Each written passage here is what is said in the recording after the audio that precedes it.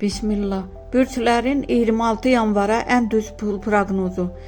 Qoç, pul girişi mümkündür, amma ani xərclərə diqqət et. Buğa, pul şansı güclüdür, gözlənilməz gəlir və ya borcun qaytarılması ola bilər. Əkizlər, pul gəlir, amma eyni gündə çıxma ehtimalı da var. Qənaət et. Xərçəng, maddi rahatlama başlayır. Kiçik, amma sevindirici qazanc var. Şir, pul baxımından şanslı gündür. İşlə bağlı qazanc arta bilər.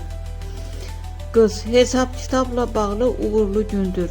İtki riski azdır. Tərəci, pul məsələsində qərarsızlıq ola bilər.